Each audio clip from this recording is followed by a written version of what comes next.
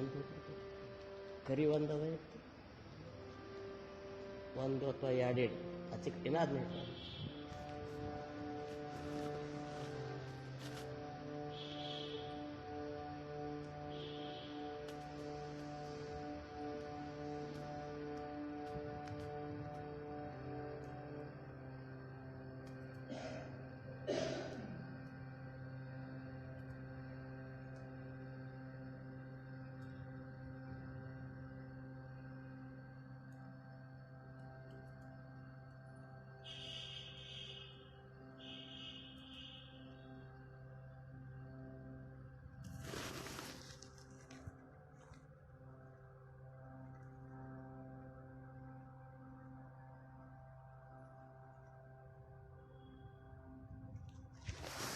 राजाधिराज सद्गुरुनाथ महाराज की जय। श्री गुरुदेव दत्त। गुरु ब्रह्मा गुरु विष्णु गुरुदेवो महेश्वरा गुरु साक्षात् परब्रह्मा तस्मै श्री गुरुवे नमः। सदानंद सद्गुरु भावराज योगी ರಾಮನೆಂದವತರಿಸಿದೆ ಭಕ್ತರ ಉದ್ಧಾರಕ್ಕಾಗಿ ತ್ರೈಲೋಕ್ಯದೊಡೆಯನೇ ಸದ್ಭಕ್ತರು ನಿಮ್ಮ ಕೀರ್ತಿಯ ಕೂಗಿ ನಮಸ್ಕಾರ ಗುರುರಾಯ ಶ್ರೀರಾಮಚಂದ್ರ ಯೋಗಿ ನಮಸ್ಕಾರ ಗುರುರಾಯ ಶ್ರೀರಂಗ ಯೋಗಿ ಜಯ ಜಯ ರಘುವೀರ ಸಮರ್ಥ।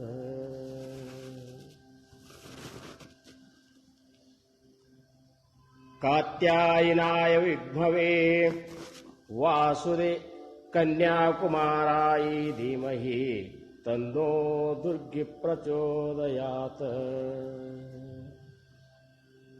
जय जय रघुवीर समर्थ।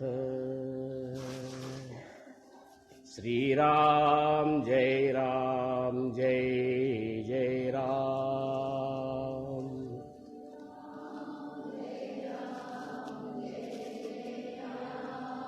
श्री राम जय जय राम।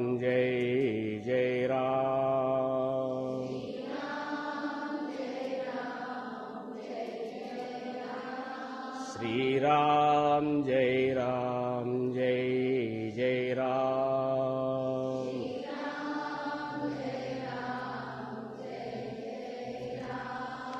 श्री राम जय जय राम।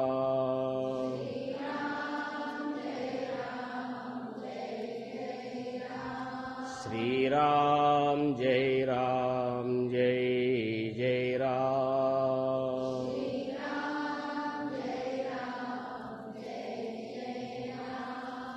राजाधिराज सद्गुरुनाथ महाराज की जय। श्री गुरुदेव दत्त।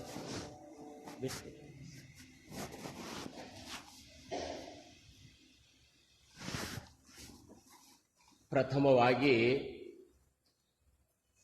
ನನ್ನ ಆರಾಧ್ಯ ದೈವ ಶ್ರೀ ಸದ್ಗುರು ಸಮರ್ಥ ರಂಗರಾವ್ ಮಹಾರಾಜರ ಚರಣಾರವಿಂದಗಳಿಗೆ ನನ್ನ ದೀರ್ಘದಂಡ ಪ್ರಣಾಮಗಳನ್ನು ಸಲ್ಲಿಸಿ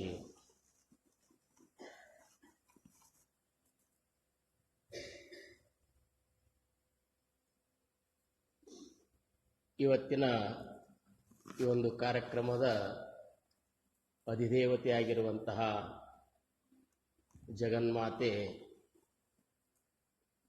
ಮಹಿಷಾಸುರಮರ್ಧಿನಿ ಕಾತ್ಯಾಯಿನಿ ದೇವಿಯ ಚರಣಾರವಿಂದಗಳಿಗೆ ನನ್ನ ದೀರ್ಘದಂಡ ಪ್ರಣಾಮಗಳನ್ನು ಸಲ್ಲಿಸಿ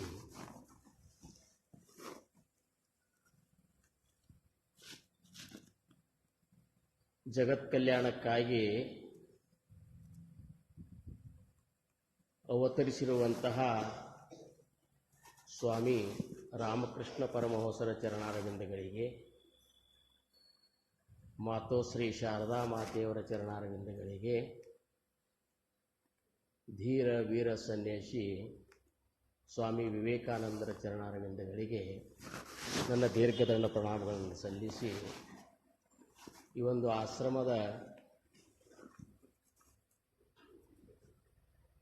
ಅಧಿಪತಿಗಳಾಗಿರುವಂತಹ ಮಾತೋಶ್ರೀಯವರ ಚರಣಾರವಿಂದಗಳಿಗೂ ನನ್ನ ಶಿರಸಾಷ್ಟಾಂಗ ನಮಸ್ಕಾರಗಳನ್ನು ಸಲ್ಲಿಸಿ ಸಮರ್ಥರು ನುಡಿಸಿದಂತಹ ಎರಡು ವಿಚಾರಗಳನ್ನು ನಾವು ನೀವುಗಳೆಲ್ಲ ಚಿಂತನೆ ಮಾಡೋದು.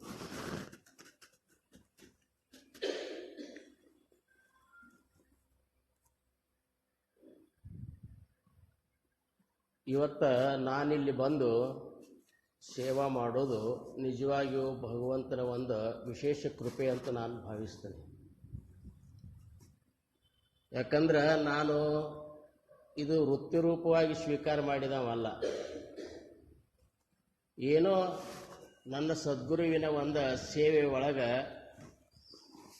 ಅವರು ನುಡಿಸಿದಂಥ ಎರಡು ವಿಚಾರಗಳನ್ನು ಕೀರ್ತನ ರೂಪದಿಂದ ಪ್ರವಚನ ರೂಪದಿಂದ ಒಂದು ತತ್ವ ಚಿಂತನೆಯ ಒಂದು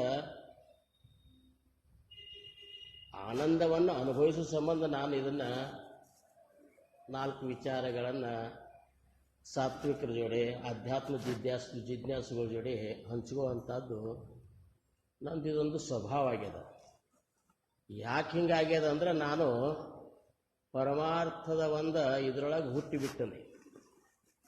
ಎಲ್ಲರೂ ಏನಾಗ್ತದೆ ಜೀವನದೊಳಗೆ ನಡು ಬಂದು ಜೀವನದೊಳಗೆ ಅನುತಾಪಗೊಂಡಾಗಲಿ ಅಥವಾ ಸತ್ಸಂಗದೊಳಗೆ 4 ವಿಚಾರಗಳನ್ನು ಶ್ರವಣ ಮಾಡಿ ಆಗಲಿ ಜೀವನದ ಸತ್ಯ ಶೋಧ ಮಾಡಬೇಕು ಅಂಥೇಳಿ ಈ ಒಂದು ಮಾರ್ಗವನ್ನು ಅವಲಂಬಿಸ್ತಾರೆ. ಆದರೆ ನಂದು ಹೆಂಗೆ ಒಂದು ಸುಕೃತ ಅದ ಅಂದ್ರೆ ಸದ್ಗುರು ಸಮರ್ಥ ರಂಗರಾವ್ ಮಹಾರಾಜರ ಆಂತರಿಕ ಅತ್ಯಂತ ಅಂತರಂಗದ ಶಿಷ್ಯರ ಕುಟುಂಬದೊಳಗೆ ನಾನು ಜನಿಸಿದೆ. ಹೀಗಾಗಿ ಸರ್ವಸಾಧಾರಣ 14, 15, 16 ವರ್ಷ ತನಕ ನಾನು ಸದ್ಗುರುಗಳ ಒಂದು ಸನ್ನಿಧಾನದೊಳಗೆ ಮೊಮ್ಮಗನ ಗತೆ ನಾನು ಬೆಳೆದೆ. ಜೀವನದೊಳಗೆ ಒಂದು ಎಷ್ಟು ಜನ್ಮದ ಸುಕೃತನೋ ಏನೋ ಈ ಮಾರ್ಗ ನನಗೆ ಲಭ್ಯ ಆಗ್ಯದ.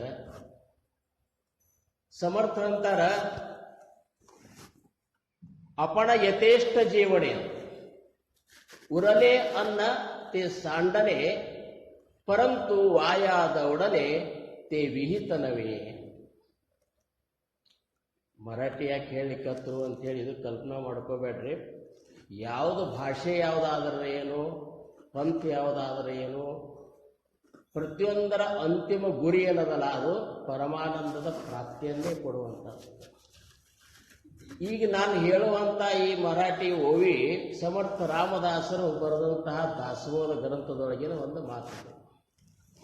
ಸಮರ್ಥರಂತಾರ ಪರಮಾರ್ಥ ಮಾರ್ಗದೊಳಗೆ ನೀ ಕ್ರಮಿಸುವ ಹೊತ್ನ್ಯಾಗ ಸದ್ಗುರುಗಳ ಕೃಪಾದಿಂದ ನಿನಗೇನು ಒಂದು ಆನಂದದ ಅನುಭೂತಿ ಆಗ್ತದಲ್ಲ ಅದನ್ನು ನೀವು ಉಂಡ ಹೆಚ್ಚಾಗಿದ್ದನ್ನು ಚೆಲ್ಲಿಕ್ಕೆ ಹೋಗ್ಬೇಡಂತಾರ. ಅಪಣ ಯಥೇಷ್ಟ ಜೀವನೆ ನೀನು ಅದನ್ನು ಪೂರ್ಣ ಅನುಭವಿಸು. ಉರಲೇ ಅನ್ನತ್ತೆ ಸಾಂಡನೆ ಉಳಿದುತ್ತಾನ ನೀ ಚೆಲ್ಲಬೇಡಪ್ಪ. ಪರಂತು ವಾಯಾದೊಡನೆ ತೇ ವಿಹಿತನವೇ. ಅದನ್ನು ಮತ್ತೊಬ್ಬರಿಗೆ ಹಂಚಿಕೊಂಡು ಅದರ ಆನಂದವನ್ನು ಇಮ್ಮಡಿಗೊಳಿಸ್ಕೋ ಅಂತಂತಾರೆ. ನೋಡ್ರಿ, ಜಗತ್ ಕಲ್ಯಾಣಕ್ಕಾಗಿ ನಿಜವಾಗಿಯೂ ಮೂಲದಲ್ಲಿ ಇರುವಂತಹದ್ದು ಆನಂದ ಸ್ವರೂಪ ಪರಬ್ರಹ್ಮ ಸ್ವರೂಪ ಒಂದೇ ಒಂದು. ಪರಬ್ರಹ್ಮತೆ ಏಕಲೇ ಏಕದಾಂಚ ಸಕಳಾಸಿ ವ್ಯಾಪಿಲೆ ಸಕಳಾಸ ಸ್ಪರ್ಶೋನ ರಾಹಿಲೆ ಸಕಳಾಠಾಯಿ. ಸಮರ್ಥರಂತಾರ ಒಂದೇ ಇರುವಂತಹ ಆನಂದ ಸ್ವರೂಪ ಪರಬ್ರಹ್ಮನಲ್ಲಿ ಸಂಕಲ್ಪದಿಂದ ಮೂಲ ಮಾಯೆಯ ಒಂದು ಉತ್ಪನ್ನ ಆಯಿತು. ಆ ಮೂಲ ಮಾಯೆ ಒಂದು ಆಧಾರದಿಂದ ಈ ಒಂದು ಸೃಷ್ಟಿಯ ನಿರ್ಮಾಣ ಆಯಿತು ಅನ್ನುವಂಥ ಮಾತ ಈ ಜ್ಞಾನಿಗಳು ಈ ಮಾತನ್ನು ಹೇಳ್ತಾರೆ.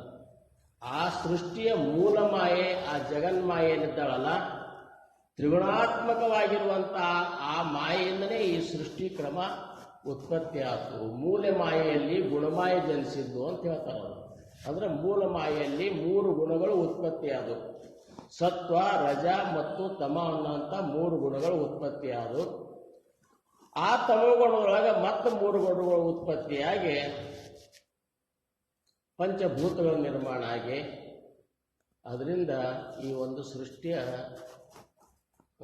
ಉತ್ಪತ್ತಿ ಆಯಿತು ಅನ್ನುವಂಥ ಮಾತು ಹೇಳ್ತಾರೆ. ನಿಜವಾಗಿಯೂ ಈ ಸೃಷ್ಟಿಕರ್ತೆ ಯಾರು ಅಂದ್ರೆ ಆ ಜಗನ್ಮಾತೆ ಮೂಲಮಾಯೆ, ಆದಿಶಕ್ತಿ, ಶಾಂಭವಿ. ಇವತ್ತ ಅಂಥ ಒಂದು ತಾಯಿಯ ಒಂದು ಸೇವೆಯಲ್ಲಿ ನಾವು ನೀವುಗಳೆಲ್ಲ ಭಾಗವಹಿಸ್ತೀವಿ. ಇದು ನಮ್ಮ ಹಿಂದೂ ಧರ್ಮದೊಳಗ ವಿಶೇಷವಾದಂತಹ ಹಬ್ಬ.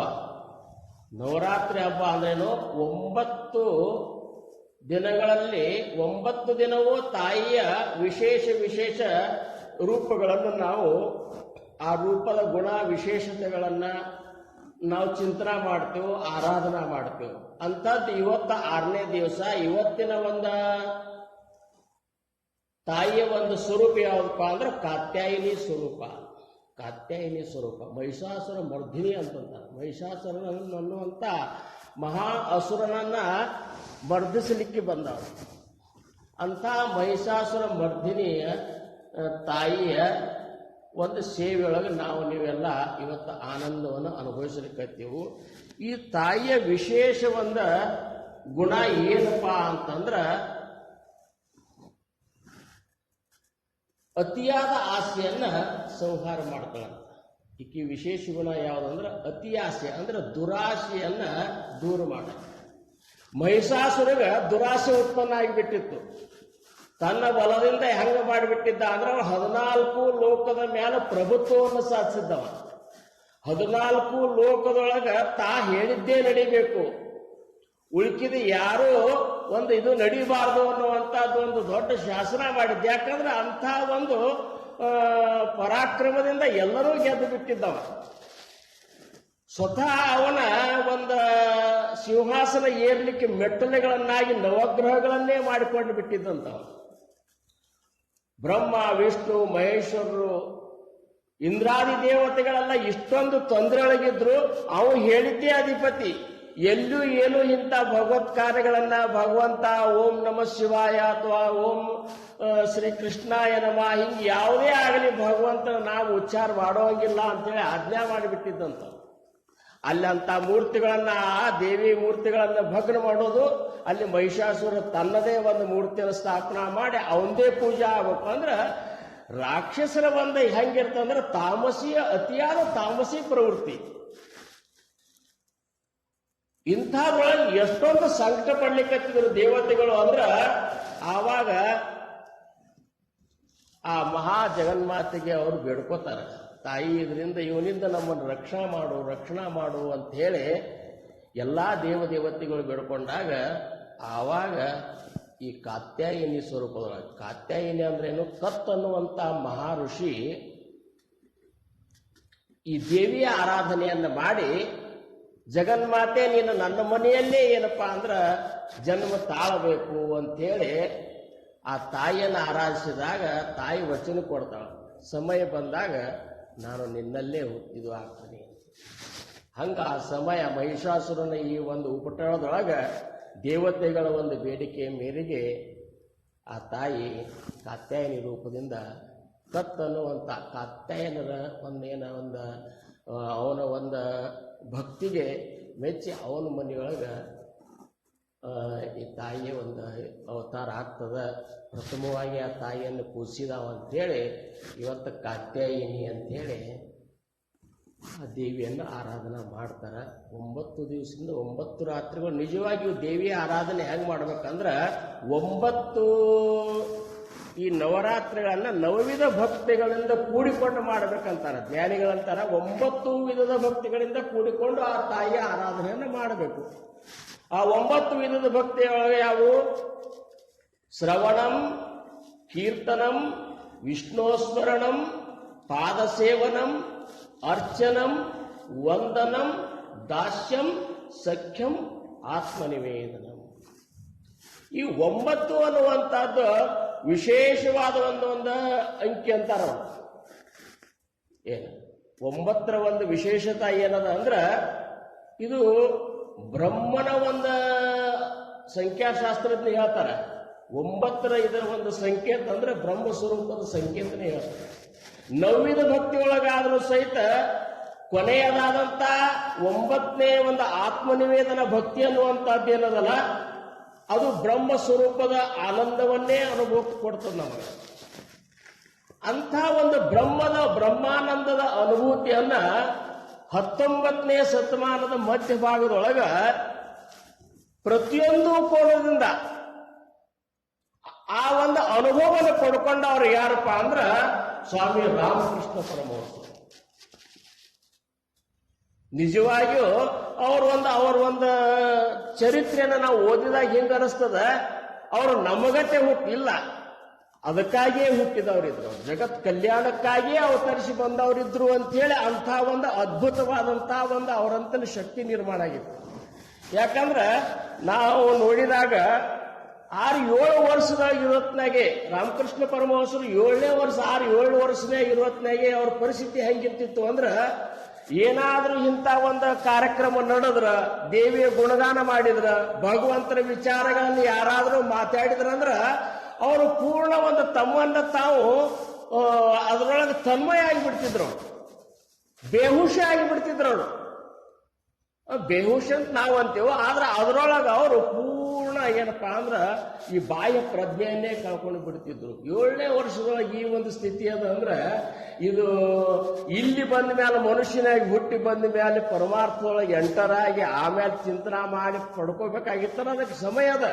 ಯಾಕಂದ್ರೆ ಬ್ರಹ್ಮಾನಂದ ಬ್ರಹ್ಮಜ್ಞಾನವೇ ಲೇಕುರಾಂಚೆ ಗೋಷ್ಠಿ ಅಂತಾರೆ. ಸಮರ್ಥ ರಾಮದಾಸ್ ಮಹಾರಾಜರು ಅಂತಾರ, ಈ ಬ್ರಹ್ಮಾನಂದ ಅನ್ನುವಂಥದ್ದು ಸಣ್ಣ ಹುಡುಗರ ಆಟದ ಅಂತ ತಿಳ್ಕೊಂಡ್ರೆ ಏನಂತಾರ ಅವರು. ಇದಕ್ಕಾಗಿ ಎಷ್ಟೊಂದು ಶ್ರಮ ಪಡಬೇಕಾಗ್ತದೆ, ಹಗಲ ರಾತ್ರಿ ಇದಕ್ಕಾಗಿ ತಮ್ಮನ್ನು ತಾವು ಪೂರ್ಣ ಸಮರ್ಪಣೆ ಮಾಡ್ಕೋಬೇಕಾಗ್ತದೆ. ಇವತ್ತು ನನಗೆ ಅನಿಸಿಬಿಡ್ತು, ಇಲ್ಲಿ ಬಂದ ಮೇಲೆ ಈ ಮಾತಾಜಿಯವ್ರನ್ನ ಇವ್ರನ್ನೆಲ್ಲ ನೋಡಿ ಅನಿಸಿಬಿಡ್ತು, ಏನಪ್ಪ ನಾವು ಬಹಳ ತಿಳ್ಕೊಂಡೇವು, ಖರೆ ನಾವು ಏನೂ ಅಲ್ಲೇ ಅಲ್ಲ ಅಂತ. ಇನ್ನ ನಮ್ಗೆ ಸ್ಟಾರ್ಟೇ ಆಗಿಲ್ಲ ಈ ಜೀವನ, ಪರಮಾರ್ಥ ಜೀವನ. ಇವರು ಒಂದು ತ್ಯಾಗ, ಇವರು ಒಂದು ವೈರಾಗ್ಯ, ಇವರೊಂದು ಭಕ್ತಿ, ಇವರೊಂದು ಜ್ಞಾನದ ಪರಾಕಾಷ್ಠತೆ, ಇವರೊಂದು ನಿಷ್ಠ, ಇವರಂತಲ್ಲಿರುವಂತಹ ಅಂಥ ಒಂದು ಅದ್ಭುತವಾದಂತಹ ಒಂದು ಇದು ನೋಡಿದಾಗ ಅನಿಸಿಬಿಡ್ತು, ನಾವು ಹೇಳಿಕ್ಕೆ ಯಾಕೆ ಬಂದಿಪ್ಪ ಇಲ್ಲ ಅನ್ನಿಸ್ತಾನಿಲ್ಲಿ, ಹೇಳುವಂತ ಪಾತ್ರತಾನೇ ನನ್ನಲ್ಲಿ ಇಲ್ಲ ಅಂತ ಅನಿಸಿಬಿಡುತ್ತೆ. ಯಾಕಂದ್ರೆ ಇದಕ್ಕೂ ಒಂದು ಪಾತ್ರತೆ ಅದ, ಪ್ರತಿಯೊಂದಕ್ಕೂ ಒಂದು ಪಾತ್ರತೆ ಅದ. ಅಂಥವರೇ ಹಂಗ ಸುಮ್ಮ ಕೂತಾಗ ನನ್ನಂಥವ್ ಬಂದು ಏನು ಮಾತಾಡುವುದ ಇಲ್ಲೇ ಅಂತ ಅನಿಸ್ತು. ಆದರೂ ಸಹಿತ ಭಗವಂತನ ಸೇವಾ ಅಂದಾಗ ಸೇವಾ ರೂಪದಿಂದ ಮಾಡುವುದದ. ಈಗ ಎಲ್ಲರೂ ಒಂದೇ ಲೆವೆಲ್ ಆಗಿರುವುದಿಲ್ಲ. ಕೆಲವೊಬ್ರು ಸತ್ವಗುಣದ ಸಂಪನ್ನರಿರ್ತಾರ, ಕೆಲವೊಬ್ಬರು ರಜೋಗುಣದಿಂದ ತುಂಬಿದವ್ರು ಇರ್ತಾರ, ಕೆಲವೊಬ್ಬರು ತಾಮಸಿ ಗುಣ ಇನ್ನ ಹೋಗಿರುವುದಿಲ್ಲ.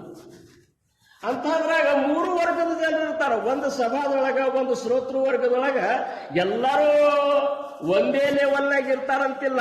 ಅವ್ರವ್ರ ಒಂದು ದುಡಿಮೆ, ಅವ್ರವ್ರ ಸುಕೃತ, ಅವ್ರವ್ರ ಇದ್ರ ಮೇಲೆ ಅವ್ರವ್ರ ಆ ಮಟ್ಟಕ್ಕೆ ಹೋಗಿರ್ತಾರೆ. ಸಮರ್ಥ ರಾಮದಾಸ್ ಮಹಾರಾಜರಂತಾರ, ನಾನಾ ಸುಕೃತಾಂಚೆ ಫಳ ತೋಹ ನರದೇಹ ಕೇವಲ ತ್ಯಾಹಿ ಮದೆ ಭಾಗ್ಯ ಸಫಲ ತರಿತ ಸನ್ಮಾರ್ಗಲಾಗಿ. ಎಷ್ಟೋ ಜನ್ಮದ ಸುಕೃತದಿಂದ ನೀವು ಮನುಷ್ಯನಾಗಿ ಹುಟ್ಟಿ ಇದನ್ನ ಮೊದಲು ಕಲ್ಪನಾ ಮಾಡ್ಕೊಂತಾರ.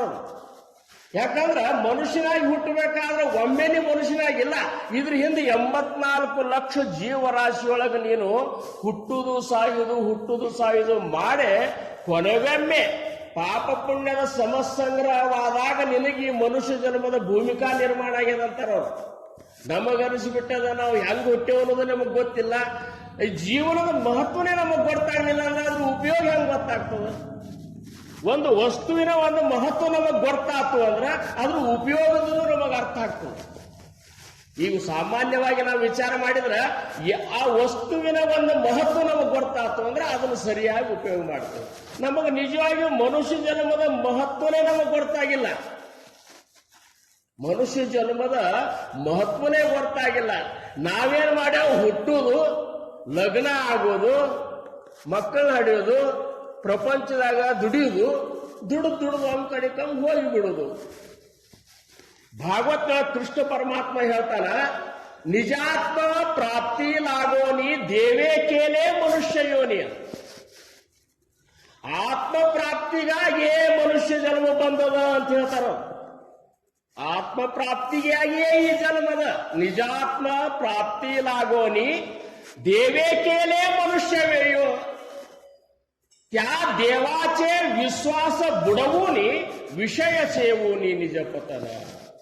ಕೃಷ್ಣ ಪರಮಾತ್ಮ ಅಂತಾನ, ಆತ್ಮ ಪ್ರಾಪ್ತಿಗೆ ನಿನ್ನ ಸ್ವರೂಪ ಸಾಕ್ಷಾತ್ಕಾರ ಮಾಡಿಕೊಳ್ಳೋ ಸಂಬಂಧ ಮನುಷ್ಯ ಜನ್ಮ ಕೊಟ್ಟದಂತಾರ. ಉಳ್ಕಿದ ಜನ್ಮಗಳ ಅವ್ರ ಮಾತು ಬೇರೆ ಅದ. ಆಹಾರ ನಿದ್ರಾ ಭಯ ಮೈಥುನ ಆ ಸರ್ವಯೋನೀಸ ಸಮಾನ. ಆಹಾರ ಊಟ ಮಾಡೋದು, ನಿದ್ದೆ ಮಾಡೋದು, ಪ್ರಜೋತ್ಪತ್ತಿ ಮಾಡೋದು, ಇವು ಎಲ್ಲಾ ಜೀವಿಗಳಿಗೂ ಸಮಾನ ಅವ. ಮನುಷ್ಯನು ಅದನ್ನು ಮಾಡ್ತಾನ, ಪ್ರಾಣಿಗಳು ಅದನ್ನು ಮಾಡ್ತಾವ. ಆಹಾರ ನಿದ್ರಾ ಭಯ ಮೈಥುನ ಸರ್ವಯೋನೀಸ ಸಮಾನ. ಮನುಷ್ಯ ದೇಹಾಚೆ ಜ್ಞಾನ ತೇ ವಿಶೇಷ ಜಾಣ ಉದ್ಧವ. ಮನುಷ್ಯ ಜನ್ಮ ಅನ್ನುವಂಥ ಸಾಮಾನ್ಯ ಅಲ್ಲ, ಇದು ಅನಂತಾನಂತದ ಜನ್ಮದ ಸುಕೃತದಿಂದ ಮಾತ್ರ ಸಿಗ್ತದೆ. ಅನಂತ ಜನ್ಮೀಚೆ ಪುಣ್ಯ ಜೋಡಿ. ಎಷ್ಟೋ ಜನ್ಮದ ನಾನಾ ಸುಕೃತಾಂಚೆ ಫಲ ತೋ ಹಾ ನರದೇಹ ಕೇವಲ. ಎಷ್ಟೋ ಜನ್ಮದ ಸುಕೃತದಿಂದ ಈ ಮನುಷ್ಯ ಜನ್ಮದಲ್ಲಿ ಸಿಕ್ಕದಪ್ಪ. ಇದನ್ನ ನೀನು ಆತ್ಮಪ್ರಾಪ್ತಿಗಾಗಿಯೇ ಬಳಸುವಂತಾರವ್ರು. ಹಂಗ ಬಳಸಿದವರು ರಾಮಕೃಷ್ಣ ಪರಮಹಂಸರು. ಅವರು ಹುಟ್ಟಿದ ಮೇಲೆ ಉಳ್ಕಿದ್ದೇನೋ ಮಾಡಲಿಲ್ಲ. ಅವರು ಭಗವತ್ ಪ್ರಾಪ್ತಿಗಾಗಿ ಯಾವಾಗ ದಕ್ಷಿಣೇಶ್ವರದೊಳಗ ಕಾಳಿ ಮಹಾಕಾಳಿ ಮಾತೆಯನ್ನ ಏನು ಪೂಜಾ ಮಾಡ್ಲಿಕ್ಕತ್ರು, ಅಲ್ಲಿ ಜಿಜ್ಞಾಸು ಉತ್ಪನ್ನ ಆಗಿಬಿಡ್ತಾರೆ. ನಮಗೆ ಜಿಜ್ಞಾಸತ್ವನೇ ಇಲ್ಲ. ನಾವು ಏನು ಮಾಡ್ಲಿಕ್ಕತ್ತೀವೋ, ಯಾಕೆ ಮಾಡ್ಲಿಕ್ಕತ್ತೀವೋ ಅಂತ ಪ್ರಶ್ನೆಗಳೇ ನಮಗೆ ಹೇಳುವುದಿಲ್ಲ. ಹೋಗ್ತೇವೆ, ಸತ್ಸಂಗಕ್ಕೂ ಹೋಗ್ತೇವೆ, ಪೂಜಾನು ಮಾಡ್ತೇವೆ, ಕೇಳೋದು ಮಾಡ್ತೇವೆ. ಯಾಕೆ ಕೇಳಬೇಕು, ಯಾಕೆ ಪೂಜಾ ಮಾಡಬೇಕು, ಯಾಕೆ ಹೋಗಬೇಕು, ಇವು ಯಾವ ಕಲ್ಪನೆ ನಮಗೆ ಇರುವುದಿಲ್ಲ. ಸುಮ್ಮ ಹೋಗುದು, ಸುಮ್ಮ ಮಾಡೋದು, ಇದು ಪರಮಾರ್ಥಕ್ಕೆ ನಡೆಯುವುದಿಲ್ಲ ಅಂತಾರವರು. ನೀನು ಭಕ್ತಿ ಮಾಡೋದಾದ್ರೂ ಸಹಿತ ಜ್ಞಾನೋತ್ತರ ಭಕ್ತಿಯನ್ನು ಮಾಡಂತಾರ. ಅವ್ರು ತಿಳ್ಕೊಂಡು ಮಾಡಿ, ಏನು ಮಾಡ್ತೀಯ ಅದನ್ನು ತಿಳ್ಕೊಂಡು ಮಾಡಂತಾರ ನೋಡ್ರಿ ಜ್ಞಾನಿಗಳು. ಜ್ಞಾನೇ ವಿನ ಕರ್ಮ ವಿಗಡೆ ಹೇತು ಕದಾಪಿ ನ ಗಡೆ. ನಾ ಮರಾಠಿ ಮಾತಾಡೋದ್ರಿಂದ ಏನು ತೊಂದರೆ ಆಗ್ತದೆ ಏನಿಲ್ಲ, ಕನ್ನಡನಾಗ ಹೇಳ್ತೀನಿ ನಾನು. ಅದು ಏನಂದ್ರ ಜ್ಞಾನೇ ವಿನ ಕರ್ಮ ವಿಗಡೆ. ತಿಳಿಲಾರದ ಮಾಡಿದಂತ ಕರ್ಮ ಯಾವಾಗಲೂ ಫಲಪ್ರದ ಆಗುವುದಿಲ್ಲ. ಜ್ಞಾನೇ ವಿನ ಕರ್ಮ ವಿಗಡೆ ಹೇತು ಕದಾಪಿ ನ ಗಡೆ. ಸದ್ಗುರುವಿನ ಜ್ಞಾನ ಜೋಡೆ ಹೇ ಹಿ ಅಘಟಿತ. ಹಂಗ ಈ ಬ್ರಹ್ಮಜ್ಞಾನ ಅನ್ನುವಂಥದ್ದು ಸದ್ಗುರುವಿನ ಮುಖೇನ ನಿನಗೆ ಸಿಗಲಿಲ್ಲ ಅಂದ್ರ, ಅದು ಸದ್ಗುರು ಇಲ್ಲ ಅಂದ್ರೆ ನಿನಗೆ ಸಿಗಲಿಕ್ಕೆ ಸಾಧ್ಯನೇ ಇಲ್ಲ. ಅಂಥ ಒಂದು ಸದ್ಗುರುವಿನ ಒಂದು ಸ್ಥಿತಿ ಏನದಲ್ಲ, ಅದು ಬ್ರಹ್ಮ ಸ್ಥಿತಿನೇ ಅದ. ಅದು ನಿರ್ವಿಕಾರ ಸ್ಥಿತಿನೇ ಅದ. ಒಂದು ಸಗುಣದ, ಒಂದು ನಿರ್ಗುಣದ. ಸಗುಣದಾಗ ಜಗನ್ಮಾತೆಯ ರೂಪದಿಂದ, ಆದಿಶಕ್ತಿಯ ರೂಪದಿಂದ ಈ ಸೃಷ್ಟಿ ರಚನೆಯನ್ನ ಒಂದೇನಪ್ಪ ಅಂದ್ರೆ ಪ್ರಗಟ ರೂಪದಿಂದ ಮಾಡಿದ್ಲು. ನಿರ್ಗುಣವಾಗಿರುವಂತಹ ಪರಬ್ರಹ್ಮ ಏನಿದ್ದಲ್ಲ, ಅವು ಒಂದೇ ಇದ್ದಾನ. ಇವು ಎರಡನ್ನೂ ಅನುಭವಿಸಿದ್ರು ರಾಮಕೃಷ್ಣ ಪರಮಹಂಸರು. ಒಂದು ಸಗುಣದಾಗ ಜಗನ್ಮಾತೆ ಒಂದು ಭಕ್ತಿಯನ್ನ ಮಾಡಿ ವಿಚಾರ ಮಾಡಿದ್ರು ಅವರು. ಎಲ್ಲರೂ ಈ ಕಾಳಿಕಾ ಮಾತೆ ಇದ್ದಾಳ, ಇದು ಬರೇ ವಿಗ್ರಹ ಅದನೋ, ಇದ್ರೊಳಗೆ ಏನಾದ್ರೂ ಚೈತನ್ಯ ತುಂಬೇದು ಅಂತ ಕಲ್ಪನೆ ಮಾಡ್ಕೊಂಡ್ರು. ವಿಚಾರ ಮಾಡಿದ್ರು ಅವರು. ಸುಮ್ ಪೂಜೆ ಮಾಡೋದಂದ್ರೆ ನಾವು ಪೂಜೆ ಮಾಡ್ತೇವೆ, ಎಷ್ಟು ದೇವ್ರ ಪೂಜೆ ಮಾಡ್ತೇವೆ ನೋಡ್ತಿರಿಲ್ಲ. ಆದ್ರೆ ಅವ್ರ ವಿಚಾರದಾಗ ಹೆಂಗ್ ಬಂತಂದ್ರೆ, ಈ ಮಾತೆಯನ್ನು ನಾವು ಪೂಜೆ ಮಾಡ್ಲಿಕ್ಕತ್ತನಿ, ಎಲ್ಲರೂ ಬಂದ್ರು ಈ ತಾಯಿಯ ಭಕ್ತಿಯನ್ನು ಮಾಡ್ತಾರ. ಅವ್ರಿಗೇನು ಕಂಡಾರ ಗೊತ್ತಿಲ್ಲ. ನನಗೆ ವಿಚಾರ ಬಂದದ, ಈ ಒಂದು ಮೂರ್ತಿ ಒಳಗೆ ಚೈತನ್ಯ ಅದರೋ ಇಲ್ಲೋ, ಇದನ್ನು ನಾ ಕಂಡು ಹಿಡಿಬೇಕಂತ ಹೇಳಿ ಸರ್ವಸಾಧಾರಣ ಅದಕ್ಕಾಗಿ ಎಲ್ಲ ಬಾಹ್ಯ ವ್ಯವಹಾರವನ್ನು ತ್ಯಾಗ ಮಾಡಿಬಿಟ್ರು. ನೋಡ್ರಿ, ಒಂದನ್ನೇ ಗುರಿ ಹೆಂಗಿರ್ಬೇಕಂದ್ರ, ಆ ಒಂದು ಗುರಿಯ ಬಗ್ಗೆ ನಮ್ದು ಇಷ್ಟೊಂದು ನಿಶ್ಚಲವಾದಂತ ಇದು ಇರಬೇಕು. ಆ ಗುರಿಯ ಒಂದು ಲಕ್ಷ್ಯ ನಮ್ಮಲ್ಲಿ ಇತ್ತು ಅಂದ್ರೆ ಮತ್ತೊಂದು ಲಕ್ಷ್ಯ ನಮ್ಮ ಕಡೆ ಹೋಗಿರಬಾರ್ದು. ನಮಗ ಇಲ್ಲೇ ಇನ್ನ ಒಂದ್ ಸ್ವಲ್ಪ ಈಗ 8 ಆದ್ಮೇಲೆ ಇನ್ನೊಂದು 5 ನಿಮಿಷ ಹಚ್ಚಾತರ ಮನಿ ಕಡೆ ಲಕ್ಷ್ಯ ಹೋಗ್ಬಿಡ್ತು. ಆ ಒಂದು ಗುರಿಯ ಬಗ್ಗೆ ಇಷ್ಟೊಂದು ಅವ್ರು ಇದು ಮಾಡಿಬಿಟ್ರು. ಎಲ್ಲನೂ ಬಾಯಿ ಪ್ರಪಂಚನೇ ಮರೆತು ಬಿಟ್ರು ಅವ್ರು. ಅದಕ್ಕಾಗಿಯೇ ನಿಂತು ಬಿಟ್ರು. ಅದಕ್ಕಾಗಿ ಜಗತ್ತೆಲ್ಲ ಹುಚ್ಚಿಡ್ದು ರಾಮಕೃಷ್ಣ ಗಲ್ಲಿಕತ್ರು. ಪರಮಹಂಸರಿಗೆ ಇವ್ರು ಹುಚ್ಚ ಹಿಡಿದು ಬಿಟ್ಟರು ಅಂತಂದ್ರೆ ಅವ್ರು ಎಷ್ಟೋ ಮಂದಿ ಹುಚ್ಚೆ ಹಿಡ್ದ ಅಂತ ತಿಳ್ಕೊಂಡ್ರಿ ಬಿಡ್ರಿ. ಎಲ್ಲರೂ ಹೆಂಗೆ ತಿಳ್ಕೊಳ್ತಾರೆ. ಪರಮಾರ್ಥ ಮಾರ್ಗದೊಳಗೆ ಇದ್ದಾರು ಅದನ್ನ ಅವ್ರನ್ನ ತಿಳ್ಕೊಬೇಕಾದ್ರೆ ಒಂದು ಸ್ವಲ್ಪ ಲೆವೆಲ್ ಆ ಮಟ್ಟಕ್ಕೆ ಬೇಕಾಗ್ತದೆ. ಇರ್ಲಿಕ್ಕಂದ್ರೆ ಜಗತ್ ನಮ್ಮನ್ನು ಹುಚ್ಚೆ ಅಂತಾರೆ, ನನಗೂ ಹುಚ್ಚ ಅಂತಾರ. ಏನು ಯಾಕಂದ್ರೆ ನೀವು ಪ್ರಪಂಚನೂ ಚಂದ ಮಾಡಲಿಲ್ಲ, ಸುಮ್ಮನೆ ಪರಮಾರ್ಥ ಅನ್ಕೋತ ಅಂತೇಳಿ ನನಗೂ ಹುಚ್ಚ ಅಂತಾರ. ಹಿಂಗೆ ಈ ಪರಮಾರ್ಥದೊಳಗಿದ್ದವ್ರಿಗೆ ಎಲ್ಲರಿಗೂ ಹುಚ್ಚ ಅಂತ ತಿಳ್ಕೊತಾರ. ಆದ್ರ ಮುಖ್ಯ ಶ್ರೇಷ್ಠ ಒಂದಿತಾತಿ. ಕೆಲವೊಬ್ಬರು ಏನಂತಾರಲ್ಲ, ಅವ್ರು ತಿಳ್ಕೊತಾರ ಇದು ಹುಚ್ಚಲ್ಲ, ಇದು ತಾಯಿಯ ಒಂದು ಭಕ್ತಿಯ ಉನ್ಮಾದದ ಅಂತ ಹೇಳಿ ತಿಳ್ಕೊಂಡ್ರು. ರಾಮಕೃಷ್ಣ ಪರಮಹಂಸರು ಉನ್ಮಾದದ ಅಂತ ತಿಳ್ಕೊಂಡ್ರು. ಹಿಂದಾಗಡೆ ಒಂದು ಕಡೆ ಮಾತಾಡ್ತಾರ ಅವರು.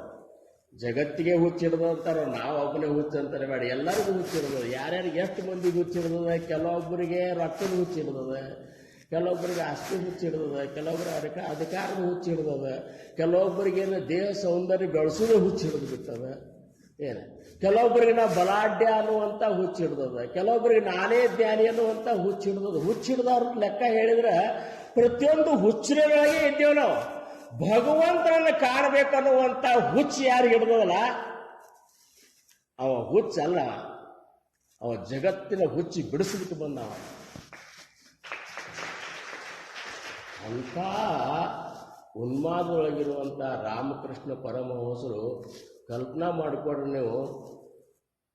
ನಿಜವಾಗಿಯೂ ರಾಮಕೃಷ್ಣ ಪರಮಹಂಸರ ಅವ್ರು ನಮಗೆ ಇವತ್ತಿನ ದಿವಸ ಅವ್ರು ನಮಗೆಲ್ಲ ಪೂರ್ಣ ಏನಪ್ಪಾ ಅಂದ್ರೆ ಜಗತ್ತಿಗೆ ಆಧಾರಭೂತವಾಗಿ ನಿಂದಿರ್ಬೇಕಾದ್ರೆ ಅದ್ರ ಹಿಂದೆ ಒಂದು ಶಕ್ತಿನೇ ಕಾರಣದ. ಪ್ರತಿಯೊಂದು ಶಕ್ತಿ ಕೆಲಸದ ಅಂತಾರ ಅವರು.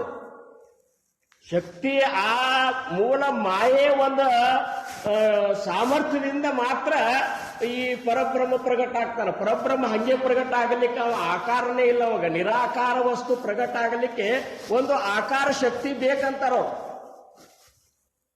ಹಂಗ ಆ ಶಕ್ತಿ ರೂಪವಾಗಿ ನಿಂತವ್ರು ಯಾರಂದ್ರ ಜಗನ್ಮಾತೆ ಶಾರದಾದೇವಿಯವರೇ.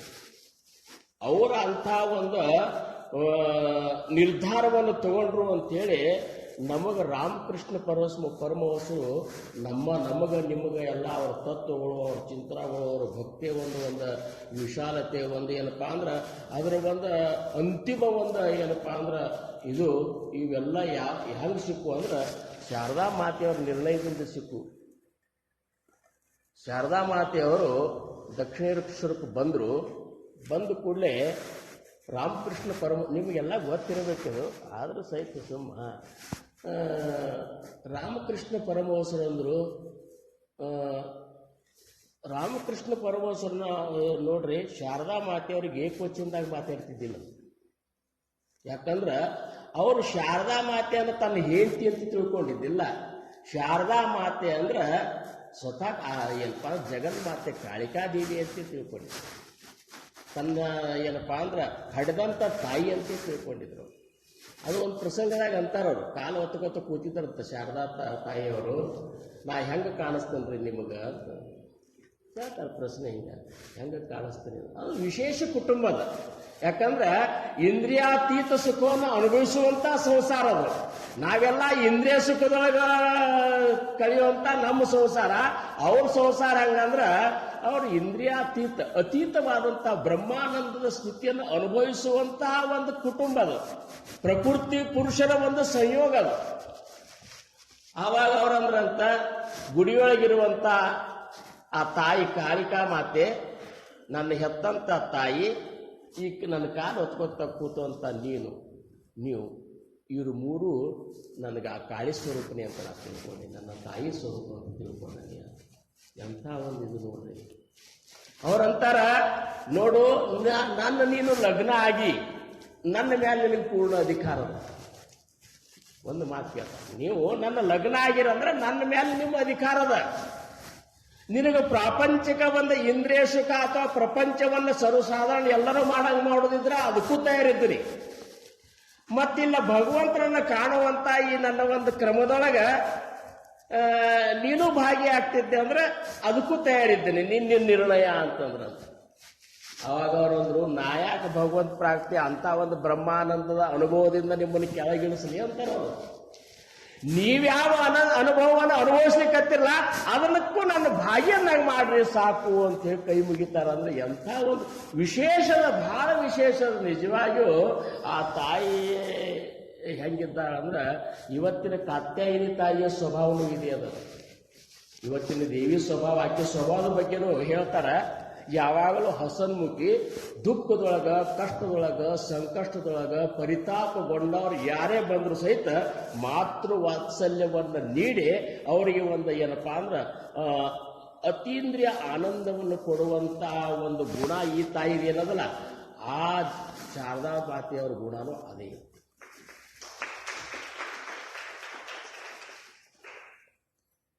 ಇದು ಯಾವಾಗ 19ನೇ ಶತಮಾನದೊಳಗಿನ ಮಾತಿದು.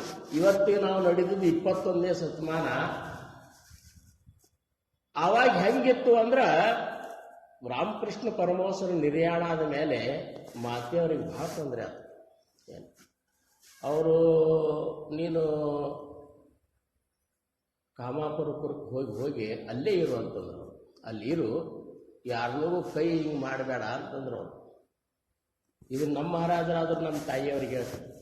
ನಮಗೂ ಬಡ ಕುಟುಂಬ. ನಮ್ಮ ತಾಯಿಯವ್ರ ಸರ್ ಜನಾಬಾಯಿ ನಿನ್ನ ಕೈ ಯಾವಾಗಲೂ ಹಿಂಗಿರ್ಲಿವ, ಹಿಂಗೆ ಮಾಡಿದೇವ ಅಂದ್ರೆ ಮುಗದೇ ಬಿಡ್ತಂತಾರ ಅವರು. ಈಗ ಕೈ ಮಾಡೋದು ಬೇಡದು, ಏನು ಬೇಡದು ಅಂತಾರ ಅವ್ರು. ಈಗ ಒಬ್ರು ರಾಮಕೃಷ್ಣ ಪರಮಹಂಸರ ಭೇಟಿಗೆ ಅಂತ ಒಬ್ರು ಬಂದ್ರಂತ ಅವರು ಹೇಳಿದ್ರಂತ, ನಾ ಇಷ್ಟು ದಾನ ಮಾಡೀನಿ, ಅಷ್ಟು ದಾನ ಮಾಡೀನಿ, ಹಂಗೆ ಮಾಡೀನಿ, ಹಿಂಗೆ ಮಾಡೀನಿ ಅಂತ ಪರಮಹಂಸರ ಮುಂದೆ ಹೇಳಿದ ಕೂಡಲೇ ಅವ್ರದ್ರಂತ ಏನು ಹುಚ್ಚಿದ್ದೀವೋ ಅದ್ರಂತ ಅವ್ರು. ದಾನ ಮಾಡೋ ಭಗವಂತ ಒಬ್ಬನೇ ಇದ್ದಾನ, ನಾವೆಲ್ಲ ಬೇಡ್ಕೊಳ್ಳೋರೇ ಇದ್ದೇವ ಅಂತಂದ್ರು. ನೀ ಏನ್ ದಾನ ಮಾಡ್ಲಿಕ್ಕೆ ಸಾಧ್ಯದ?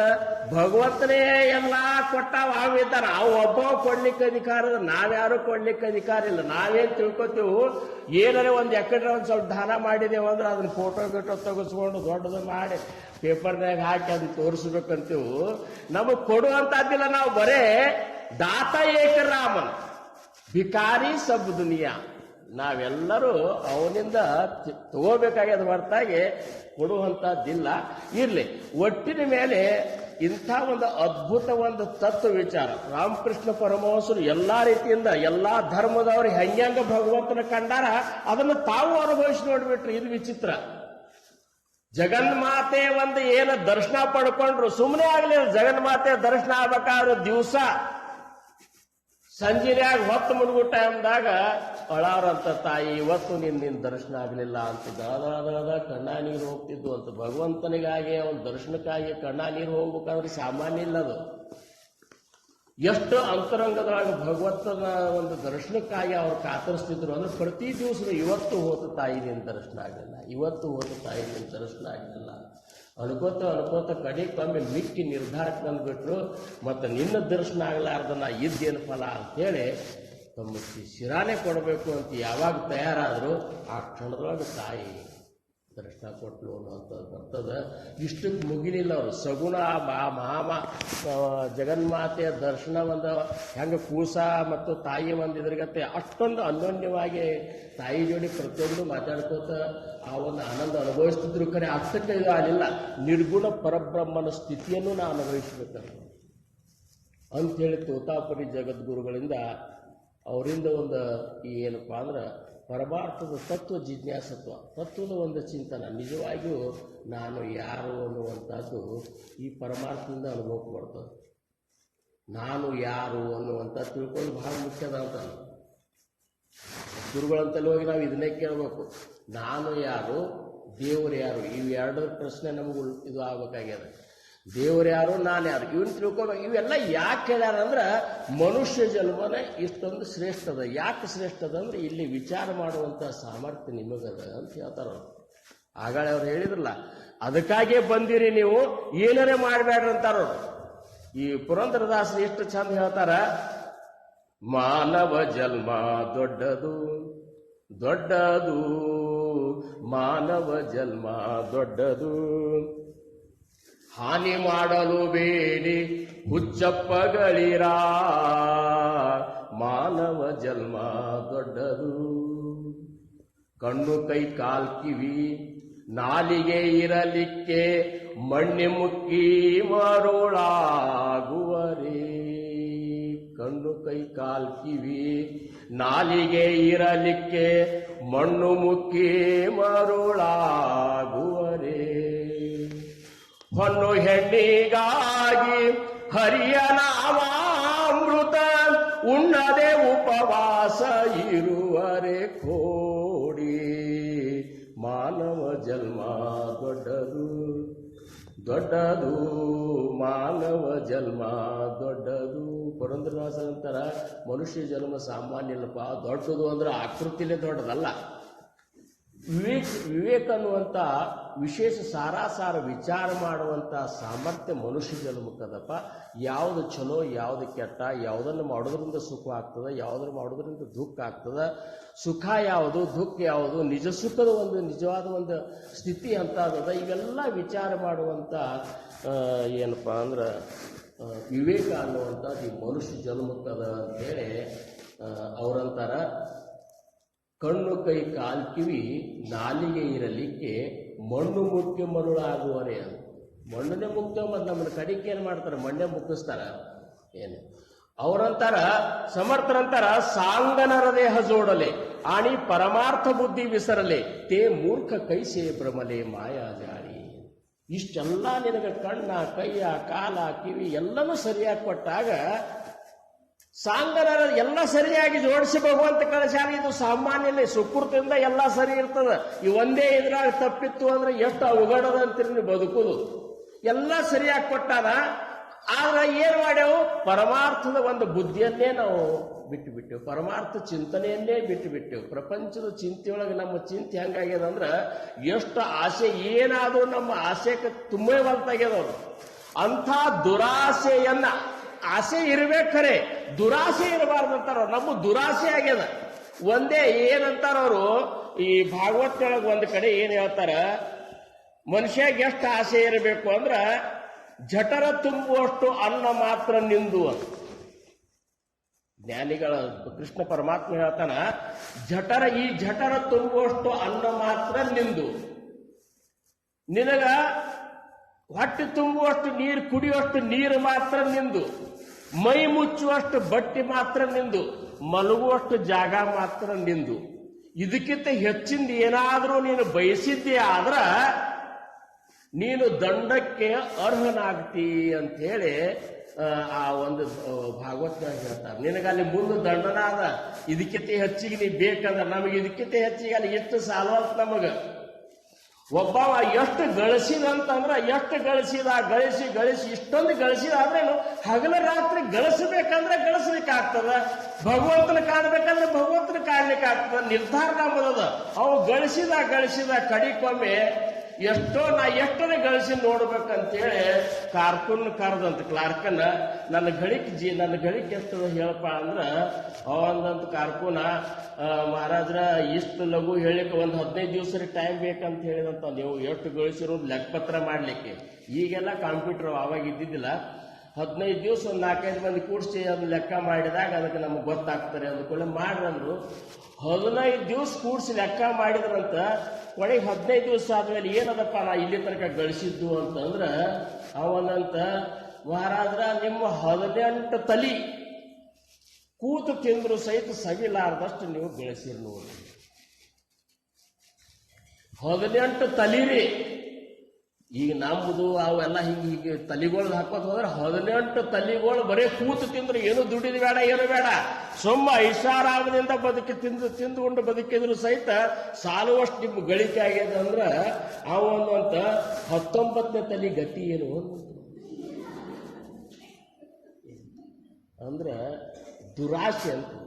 ದುರಾಸೆ ಎಷ್ಟು 18 ತಲಿ ಆದ್ರೂ ಸಹಿತ ಅವಾಗ ಸಮಾಧಾನ ಇಲ್ಲ, 19ನೇ ತಲಿ ಬಗ್ಗೆ ಚಿಂತೆ ಮಾಡ್ಲಿಕ್ಕತ್ತಾನಂತ. ಹಿಂಗ ನಮ್ಮ ದುರಾಸೆ ಅದ. ಎಷ್ಟು ಅವರು 8 ಗಂಟೆ ಅಲ್ಲ 8:15 ಯಾಕಂದ್ರೆ ನಿಮ್ಮ ಸಮಯಕ್ಕೆ ಏನು ಬಾಳಕಾಗಿರಬಾರದು.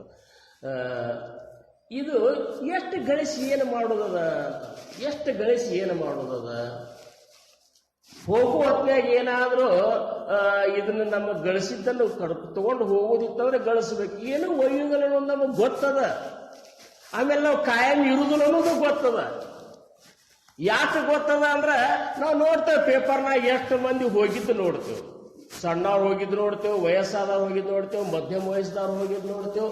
ಸಮರ್ಥರಂತಾರ, ನೀ ಬಂದಿ ಎಷ್ಟು ಲೆಕ್ಕದ ಮೇಲೆ ಅಂದ್ರೆ ಸರತಾ ಸಂಚಿತಾಚೆ ಶೇಷ ನಾಹಿ ಕ್ಷಣಾಚ ಅವಕಾಶ ಭರತ ನ ಭರತ ನಿಮಿಷ ಜಾಣೇಲಾಗಿ. ಪ್ರಾರಬ್ಧದ ಕರ್ಮದ ಭೋಗವನ್ನ ತೀರ್ಸು ಸಂಬಂಧ ಬಂದೇವ್, ಆದ್ರೂ ಉಣು ಸಂಬಂಧ ಬಂದೇವು. ಅದು ತೀರ್ತು ಅಂದ್ರೆ ಒಂದು ಕ್ಷಣ ಸಹಿತ ನಮಗ ನಿಮಗ ಇರ್ಲಿಕ್ಕೆ ಅಲಾವಿಲ್ಲಂತ.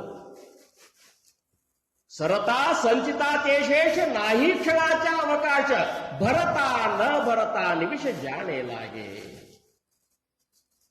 ನಾವು ಯಾವಾಗ ಹೋಗ್ತೇವೆ ಏನು ಬರ್ತದೆ, ಕೂತಿರ್ತೇವೆ, ಚಾ ಕುಡಿರ್ತೇವೆ, ಊಟ ಮಾಡ್ಲಿಕ್ಕೆ ಕೂತಿರ್ತಾರ ಮನುಷ್ಯ, ಕೈಯಾಗ ತುತ್ತು ಹಿಡಿರ್ತಾರ, ಬಾಯಾಗ ಒಯ್ಯುವಂತ ಇದು ಇಲ್ಲ, ಕೈಯಾಗ ಹಿಡದಲ್ಲೇ ಹೋಗಿಬಿಟ್ಟಾರ. ಬಾಯಾಗಿ ಇಟ್ಕೊಂಡ್ರು ನುರ್ಸುವಂತ ಅವಕಾಶ ಸಿಕ್ಕಿಲ್ಲ, ಬಾಯಾಗಿ ಇಟ್ಟಲ್ಲೇ ಹೋಗಿಬಿಟ್ಟಾರ.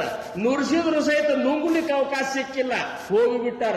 ಯಾ ಕ್ಷಣದಾಗ ಹೋಗ್ತದೆ ಗೊತ್ತೇ ಇಲ್ಲ. ಆದ್ರೂ ಸಹಿತ ಅಂತೇವು ಇದೆಲ್ಲ ಹಿಂದಾಗಡೆ ಮಾಡುದ್ರಪ್ಪ. ಇದೆಲ್ಲ ನೀವು ಈ ಸಣ್ಣ ವಯಸ್ಸಿನಾಗ ಈ ಪ್ರಪಂಚದಾಗ ಇದನ್ನೆಲ್ಲ ಮಾಡ್ಕೊತ ಕೂತ್ರ ಹುಚ್ಚರಂತಾರ ಅಂತಂತಾರ ನಮಗ. ಆದ್ರ ಅವರು ಸಮರ್ಥರಂತಾರ, ಅಗ್ನಗ್ರಹಾಸಲಾಗಲ್ಲ आणि सावकाश निजेला तो कैसा म्हणावा भला आत्महत्यारा. ಮನಿಗೆ ಬೆಂಕಿ ಹತ್ತದ, ಮನಿಗೆ ಬೆಂಕಿ ಹತ್ತಿ ಬಿಟ್ಟದ, ಇವು ಒಳಗೆ ಆರಾಮ್ ಮಲ್ಕೊಂಡಾನೆ. ಬೆಂಕಿ ಹತ್ತದ ಆರಿಸು ಅಂದ್ರ ಮಲ್ಕೊಂಡು ಎದ್ದ ಮೇಲೆ ಆರಿಸ್ತಾನಂದ್ರೆ ಸುತ್ತಕೊಂಡು ಸಾಯ್ತಾನಿಲ್ಲ. ಸಾವಕಾಶ ಆರಿಸಿದ್ರ ಆತಳಂತಂದ್ರ ಅವ್ ಶಾಣೆ ಅಲ್ಲಿಗೆ ಬರ್ತಾನ. लोक बरोबर जाती वडिले गेली हे प्रचिती ಜಾಣತ ಜಾಣತ ಹೇ ನಿಶಿತಿ ಕಾಯೇ ಮಾನಿನಿ. ಜಗತ್ನಾಗ ಪೇಪರ್ನಾಗ ಎಷ್ಟು ಸಾಯೋದು ನೋಡ್ಲಿಕ್ಕತ್ತಿ, ನಾ ಖಾಯಂ ಇರ್ತನಂತ ತಿಳ್ಕೊಂಡಿ. ಜಗತ್ನಾದಿಗಳು ನಿಮ್ಮ ಮನ್ಯಾಗೆ ಸತ್ತಾರ ನೋಡಿ ಏನಂತಾರ, ನಮ್ಮ ಮನ್ಯಾಗ ನಾವು ಫೋಟೋ ಹಾಕೇವಿಲ್ಲ, ಹಾಕೇವ್ ಹಾರ ಹಾಕೇವ್, ಇವರೆಲ್ಲ ಹೋದಾರ ಲಿಸ್ಟ್ನಾಗ ಇದ್ದಾರ. ನಮ್ಮ ಮನ್ಯಾಗ ಮುತ್ತೆ ಹೋಗ್ಯಾನ, ಅವ್ರ ಅಪ್ಪ ಹೋಗ್ಯಾನ, ನಮ್ಮ ಅಪ್ಪ ಹೋಗ್ಯಾನ, ಎಷ್ಟು ಮಂದಿ ಹೋದಾರ ಫೋಟೋ ಹಾಕಿ. ಮತ್ತೆ ನೀ ಇರ್ತನಂತ ತಿಳ್ಕೊಂಡೆ ಅಂದ್ರೆ ಏನಬೇಕು? ಲೋಕ ಮರಮರೋ ಜಾತಿ ಜಾತಿ ಒಡಿಲೇ ಗೇಲಿ ಹೇ ಪ್ರಚಿತಿ. ತಂದೆ ತಾಯಿಗಳು ಎಲ್ಲ ಹೋಗ್ಯಾರ ಹಿಂದಿನವರೆಲ್ಲ. ಜಾಣತ ಜಾಣತ ಏನ್ ನಿಶಿತಿ ಕಾಯೇ ಮಾಡಿಲೆ. ಎಲ್ಲ ತಿಳ್ಕೊಂಡು ಸಾವಕಾಶ ಮಾಡಲಿಕ್ಕೆ ಇದು ಸಾವಕಾಶದ್ದಿಲ್ಲ, ತಯಾರಾಗಬೇಕಂತಾರ ವಿವೇಕಾನಂದರು. ನೋಡ್ರಿ ಎಷ್ಟು ಸಣ್ಣ ವಯಸ್ಸಿನಾಗ ತಯಾರಾಗಿಬಿಟ್ರು. ಹುಚ್ಚಿಡಬೇಕು, ವಿಚಾರಕ್ಕೆ ಜಿಜ್ಞಾಸು ಬೇಕಂಗ. ದೇವ್ರಿದ್ದಾನ ಅಂದ್ರೆ ಬರೇ ಇದ್ದಾನಂದ್ರೆ ಇದ್ದಾನೇನೋ ಅಂತಾರ ಅವರು. ನಾವು ಇದ್ದಾನ ಅಂದ್ಕೊಳ್ಳೆ ಇದ್ದಾನ್ರಿ. ಯಾರೇ ಹೋಗಿ ನಮಸ್ಕಾರ ಮಾಡ್ಕೊಂಡು ನಮಸ್ಕಾರ ಮಾಡೋದು, ಯಾರೇ ದೊಡ್ಡವ್ರು ಅಂದ್ಕೊಂಡು ದೊಡ್ಡವರು. ಇವು ಸ್ವತಃ ಬುದ್ಧಿನೇ ಇಲ್ಲ, ಏನು ಮಾಡ್ಬೇಕು ಅನ್ನೋದು ಗೊತ್ತೇ ಇಲ್ಲ. ಯಾರು ಹೆಂಗ್ ಮಾಡ್ತಾರ ಹಂಗ್ ಮಾಡ್ಕೋತ ಹೋಗುದು ಭಕ್ತನ ಲಕ್ಷಣನೇ ಅಲ್ಲ ಅಂತಾರ. ಪರೀಕ್ಷೆ ಮಾಡಿ ನೋಡ್ಬೇಕಂತಾರ ಅವ್ರು.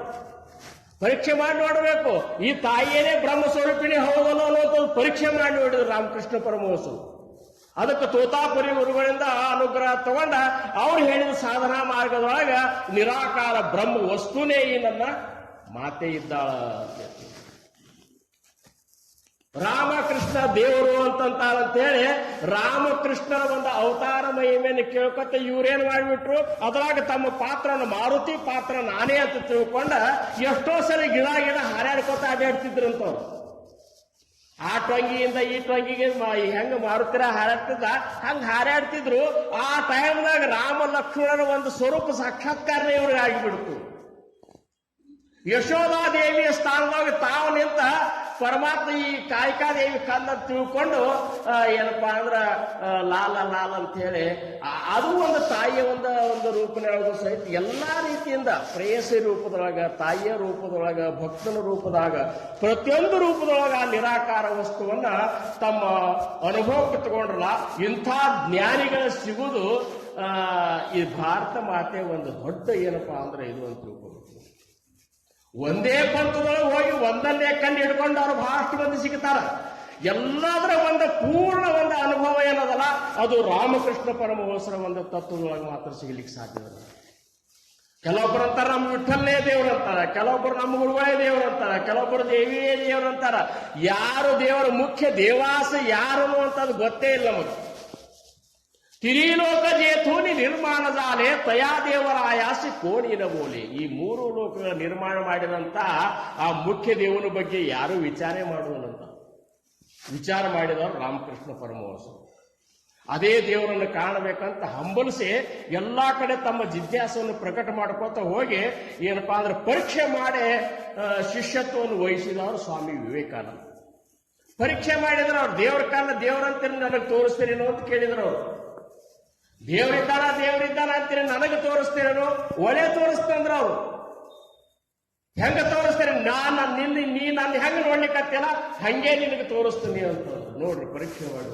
ಇಷ್ಟು ಹಾಗೆ ರಾಮಕೃಷ್ಣ ಪರಮಹಂಸರು ಎಂದೇನು ಹಸ್ತ ಅವರ ಒಂದು ವಿವೇಕಾನಂದರ ತಲೆ ಮೇಲೆ ಬಿದ್ದಾಗ ಅಂಥ ಒಂದು ಬ್ರಹ್ಮಾನಂದ ಸ್ಥಿತಿ ಒಳಗ ತನ್ಮಯ ಆಗಿಬಿಟ್ರು. ಈ ಸ್ಥಿತಿ ಇಲ್ಲೇ ಇರಲಪ್ಪ, ಇನ್ನು ಕೆಲಸ ಭಾಳದ ಅಂತೇಳಿ ನೋಡ್ರಿ. ಭಾರತದ ಒಂದು ಸನಾತನ ಧರ್ಮವನ್ನು ಎತ್ತಿ ಹಿಡಿದವ್ರು ಯಾರಾದರೂ ಇದ್ರು ಅವ್ರು ವಿವೇಕಾನಂದರು ಒಬ್ಬರೇ. ಇಲ್ಲಿಲ್ಲ ಅಂದ್ರ ಇಡೀ ಜಗತ್ತ ಹೊರದೇಶದವರೆಲ್ಲರೂ ಭಾರತ ಅಂದ್ರೆ ಇದೊಂದು ಭಿಕ್ಷುಕರ ನಾಡ ಅಂತ ತಿಳ್ಕೊಂಡು ಬಿಟ್ಟಿತ್ತು. ಯಾಕಂದ್ರೆ ನಮಗ ಉಳ್ಕಿದ್ದು ಗೊತ್ತೇ ಇದ್ದಿದ್ದಿಲ್ಲ, ಎದಿ ಉಬ್ಬಿಸಿ ಅಥವಾ ಎಲ್ಲಿ ಶಟದ ನಿಂದ್ರದ್ದು ಗೊತ್ತೇ ಆಗಲಿಲ್ಲ ನಮಗ. ಬ್ರಿಟಿಷರು ಅದು ನಮ್ಮನ್ನು ತುಳಿದು ಬಾಳಿದ್ರು. ನಮ್ಮನ್ನ ಹೆಂಗಂದ್ರ ಆ ರೀತಿ ಕೆಲಸ ತಗೊಂಡ್ಬಿಟ್ರು. ನಮಗ್ ವಿಚಾರ ಮಾಡುವಂತ ಶಕ್ತಿನೇ ಉಳಿಲಿಲ್ಲ. ಬರೇ ಏನಪ್ಪಾ ಅಂದ್ರ ದುಡಿಯೋದು, ಅವ್ರು ಹೇಳಿದ್ದಕ್ಕೂ ನಮಸ್ಕಾರ ಮಾಡ್ಕೊತ ಬದುಕಿದಂತವ್ರು ಅಂತೇಳಿ ಹೊರಗಿನ ದೇಶದವ್ರು ಅಂತಿದ್ರು. ವಿವೇಕಾನಂದರು ಅಂದ್ರು ಬರೇ ಒಂದು ಮಾತ ಇಡೀ ಜಗತ್ತನ್ನೇ ಬಗ್ಗಿಸಿ ಬಿಡ್ತಾವ. ಅವ್ರೇನು ನಮ್ಮ ಸಂಸ್ಕಾರ ಅನುಸಾರವಾಗಿ ಅಂದ್ರೆ ಅನ್ಬೇಕಂತಲಿಲ್ಲ. ಅದನ್ನ ಇದನ್ನ ಅಂದು ನಾ ಏನು ಭಯಂಕರ ಪ್ರಚಾರಕ್ಕೆ ಬರ್ಬೇಕಂತಲಿಲ್ಲ. ನಮ್ಮ ಸಂಸ್ಕಾರದ ಇಲ್ಲಿ ನನ್ನ ತಾಯಿಗಳೇ, ನನ್ನ ತಂದೆಗಳೇ, ಅಥವಾ ನನ್ನ ಬಂಧುಗಳೇ, ನನ್ನ ಬಳಗಳೇ, ಇದು ನಮ್ಮ ಭಾರತೀಯ ಸಂಸ್ಕಾರ ಸನಾತನ ಧರ್ಮದ ನಿಯಮದ ಇದು ನಮ್ಮ ನರನಾಡಿಗಳಲ್ಲಿ ತುಂಬ್ಯದ. ಈ ಒಂದು ಮಾತು ಇಡೀ ಜಗತ್ತನ್ನೇ ಏನಪ್ಪಾ ಅಂದ್ರ ಬಗ್ಗಿಸಿ ಬಿಡುತ್ತೆ ನೋಡ್ರಿ.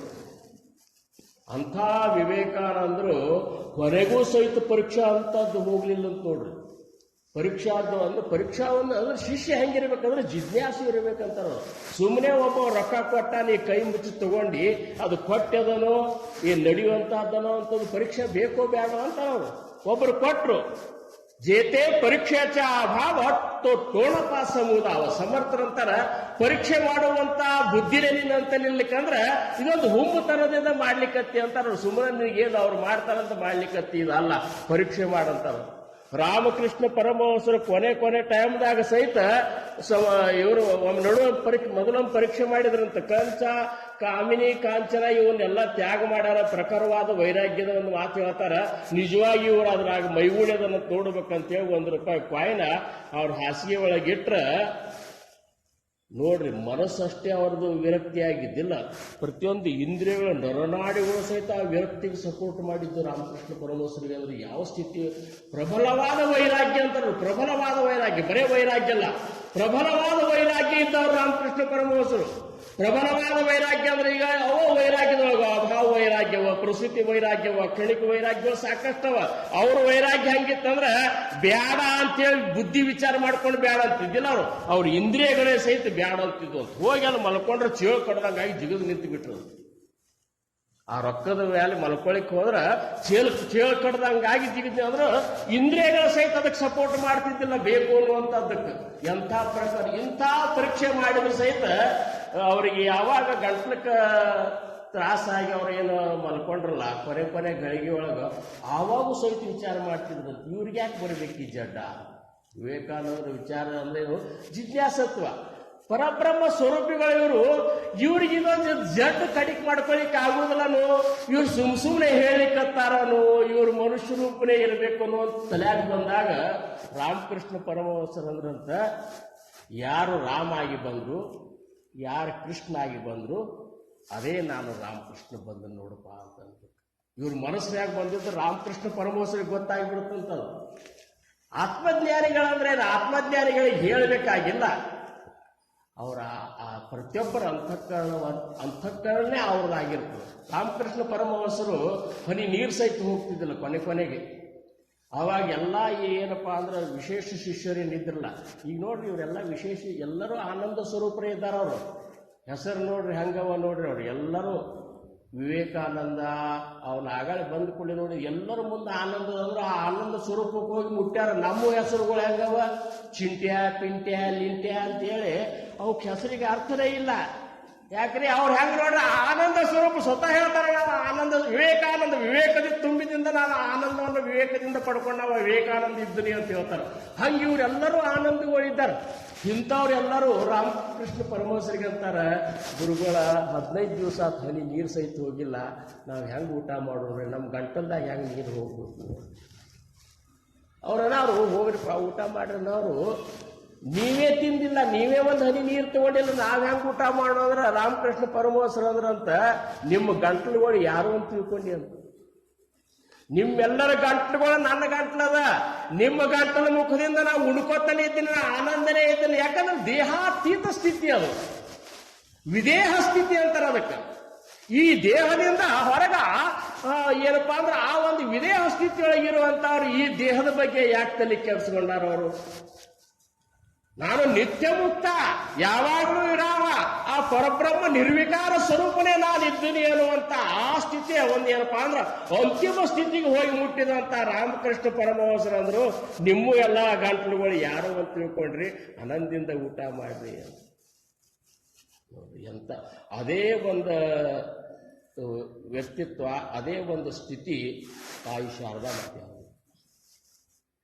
ನಾನು ಈಗ ಇಲ್ಲಿ ಬರೋದು ಅಂದ ಕೂಡಲೇ ಸ್ವಲ್ಪ ನೋಡಿದೆ ಒಂದೆ ಅವ್ರು ನಾವು, ಯಾಕಂದ್ರೆ ಈಗ ಹಿಂಗೆ ಹೊರಗೆ ಬರೋದೇ ಕಡಿಮೆ ನಾನು, ಯಾಕಂದ್ರೆ ನಿಮಗಂತೂ ಗೊತ್ತದ ಇವ್ರಿಗೆ ನಮಗೆ ಅಗದಿ ನಮ್ಮ ಗುರುಬಂಧುಗಳು ಇವರು ನಮಗೆ, ನಾ ಎಲ್ಲೂ ಹೊರಗೆ ಹೋಗಿಲ್ಲ. ಯಾಕಂದ್ರೆ ನಮ್ಮ ಮಹಾರಾಜರು ಹಾಕಿಕೊಟ್ಟ ಸಪ್ತಾಹಗಳು ವರ್ಷಕ್ಕೆ 23 ಸಪ್ತಾಹ, 3 ದಿವಸ ಸಪ್ತಾಹ, ಪ್ರತಿ ಶನಿವಾರಕ್ಕೊಮ್ಮೆ ಸತ್ಸಂಗ ಅದ. ಅಲ್ಲೇ ಏನಪ್ಪಾ ಅಂದ್ರೆ ಈ ಸೇವಾ ಮಾಡ್ಕೊತ ಇರೋರು ನಾವು, ಏನೋ ಇವತ್ತು ನಮ್ಮ ಕೃಪಾ, ನಮ್ಮ ಏನಪ್ಪಾ ಅಂದ್ರೆ ಪುಣ್ಯ, ಇಂಥ ಮಹಾತ್ಮರ ಸನ್ನಿಧಾನದೊಳಗೆ, ಇಂಥವ್ರೆಲ್ಲರ ಸನ್ನಿಧಾನದೊಳಗೆ ಸೇವಾ ಮಾಡುವಂಥ ಭಾಗ್ಯ ಸಿಕ್ಕದಲ್ಲ, ಇದು ನನ್ನ ಒಂದು ಗುರುವಿನ ಒಂದು ಕೃಪಾ ಆಶೀರ್ವಾದ ಅಂತ ತಿಳ್ಕೊತೀನಿ. ಹೆಚ್ಚು ಕಡಿಮೆ ಆಗಿದ್ರೆ ನೀವು ಸಹನ ಮಾಡ್ಕೋರಿ, ಯಾಕಂದ್ರೆ ನಾವು ವಿಜಾಪುರ ಕಡೆ ಅವ್ರು, ನಮ್ಮ ಭಾಷೆ ಬಿರುಸು ಸ್ವಲ್ಪ, ನಮ್ಮ ಭಾಷೆ ಈ ಕಡೆಗತೆ ಮುರಿದು ಅಲ್ಲ, ನಾವು ವಿಜಾಪುರದಾಗಿದ್ದವ್ರು ನಾವೆಲ್ಲ, ನಮ್ಮ ಭಾಷೆ ಬಿರುಸಾಗ್ತಾವ. ಅದಕ್ಕೆ ಏನಾದರೂ ಹೆಚ್ಚು ಕಡಿಮೆ ಆಗಿದ್ರು ಸಹಿತ ಅದನ್ನು ನಿಮ್ಮವ್ವ ಅಂತೇಳಿ ಒಪ್ಪಿಟ್ಟುಕೋರಿ. ಯಾಕಂದ್ರೆ ತಾಯಿ ನೀವೆಲ್ಲ ಮಾತೃ ಸ್ವರೂಪಿಣಿ ಇದ್ದೀರಿ, ತಮ್ಮ ಮಕ್ಕಳಿಗೆ ಹಾಗೆ ಮಾಡಿದ್ರು ಸಹಿತ ಅದು ಚಂದಿ ಅನ್ನಿಸ್ತದೆ. ಹಂಗೆ ಏನಿದ್ದದ್ದು ಚಂದ ಮಾಡಿ ಸ್ವೀಕಾರ ಮಾಡಿರಿ, ಮಾಡ್ಕೋತಿರೋ ಅಂತ ಭರವಸದ. ನಿಮಗೆಲ್ಲರಿಗೂ ಏನಪ್ಪ ಅಂದ್ರೆ ನಾನು ನನ್ನ ದಂಡವತ ನಮಸ್ಕಾರ ಹಾಕ್ತೀನಿ.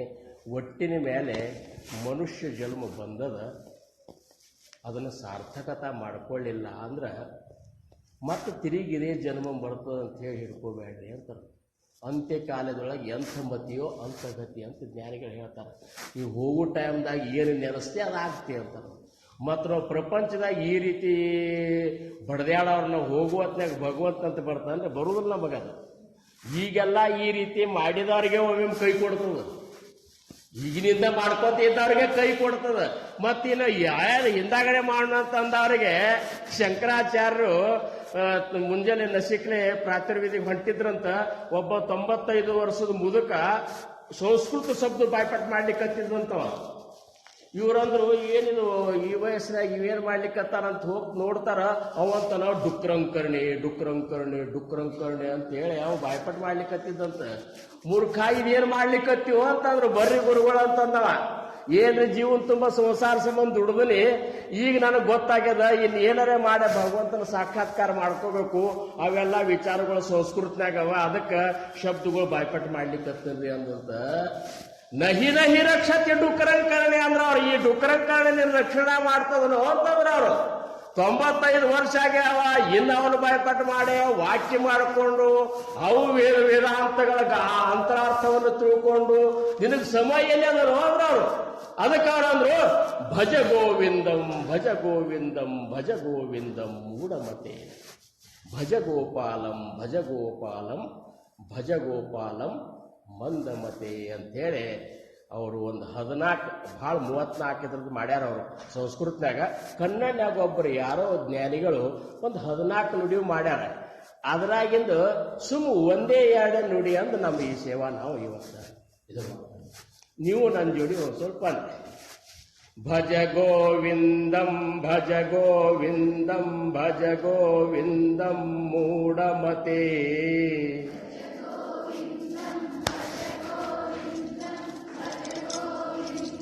ಮೂಢಮತಿ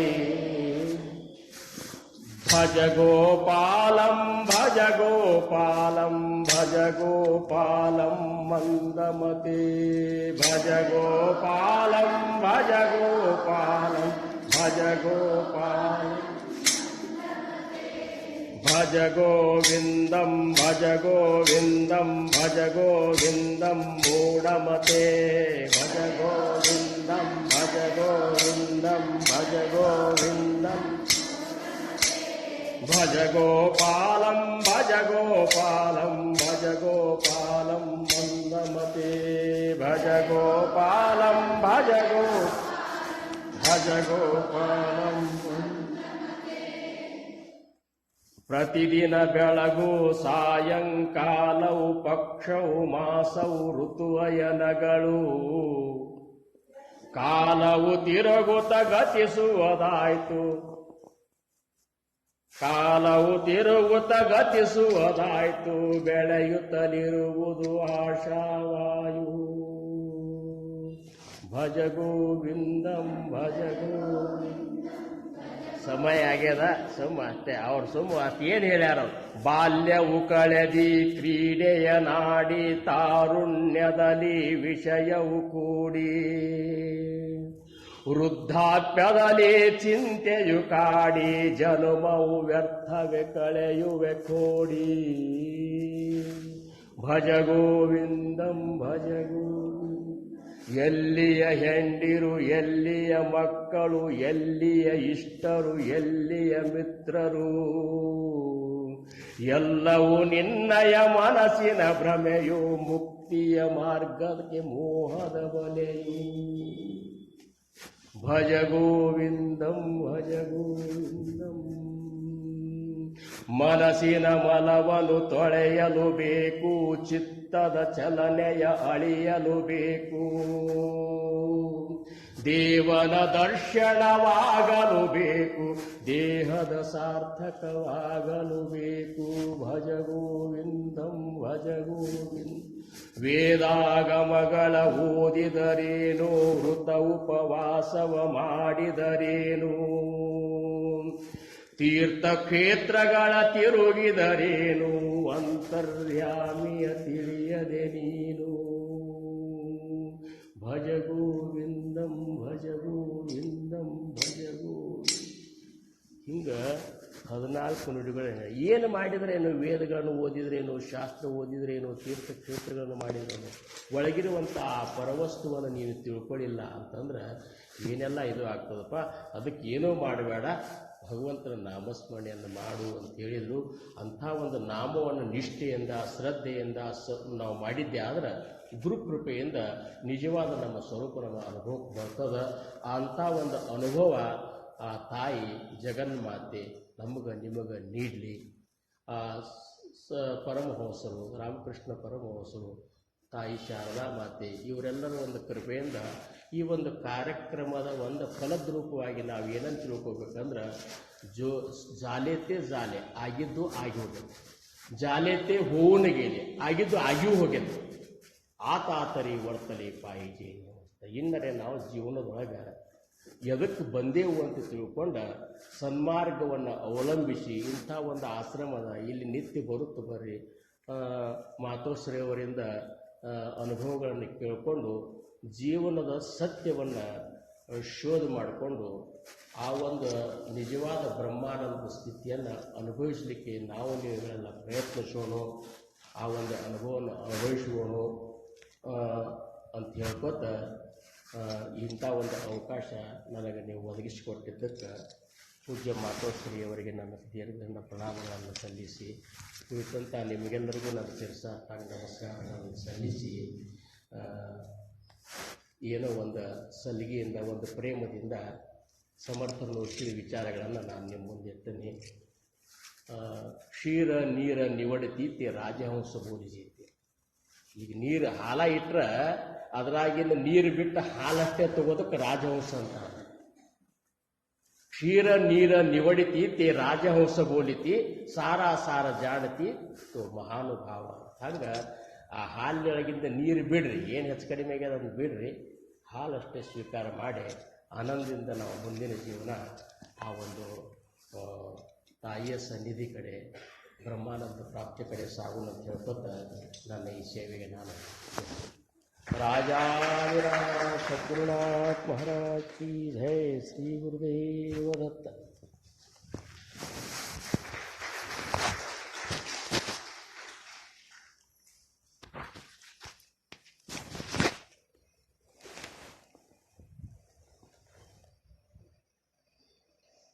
ಜನನೀಂ ಶರಣಾಂ ದೇವಿ ರಾಮಕೃಷ್ಣ ಜಗದ್ಗುರು ಪಾದಪದ್ಮೆ ಕೈಯುಶ್ರಿತ್ವ ಪ್ರಣಾಮವನ್ನು ಇವತ್ತೆಯರ ಪಾದಾರವಿಂದಗಳಲ್ಲಿ ವಂದಿಸುತ್ತಾ ಜಗನ್ಮಾತೆಯ ಅಡಿದಾವರೆಗಳ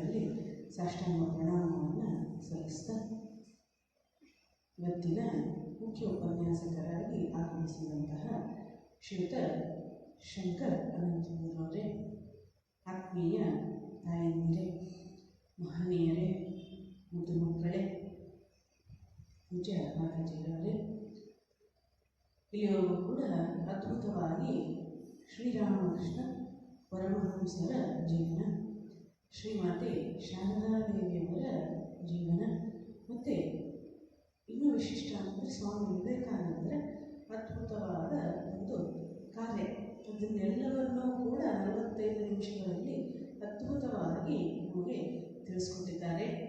ಶ್ರೀಮಾತೆ ಶಾರದಾದೇವಿಯವರ ಬಗ್ಗೆ ಕೇಳಿದ್ವಿ, ನೀವು ಈ ಹಿಂದ್ಗಡೆ ಉಪನ್ಯಾಸ ಆದವಾಗ ಶಾರದಾದೇವಿಯವರ ಬಗ್ಗೆ ಕೇಳಿದ್ವಿ. ಶ್ರೀರಾಮಕೃಷ್ಣರು ಒಪ್ಕೊಂಡಿದ್ರು. ಅದನ್ನು ಇವತ್ತು ಅನಂತಪುರ ಅವರು ಕಂಪ್ಲೀಟ್ ಮಾಡಿಬಿಟ್ರು. ಯಾಕಂತ ಹೇಳಿದರೆ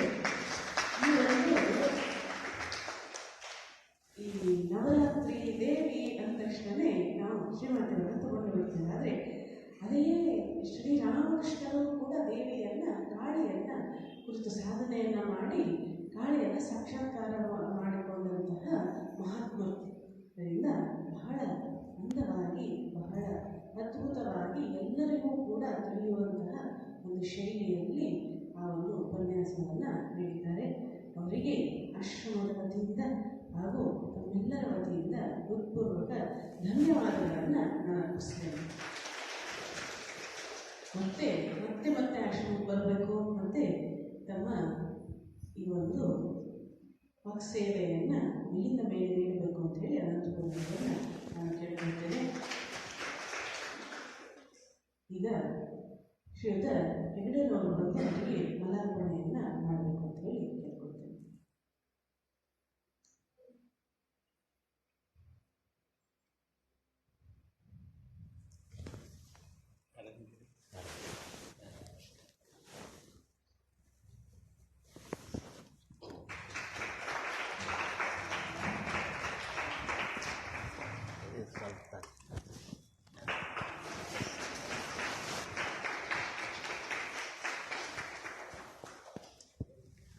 ಮತ್ತು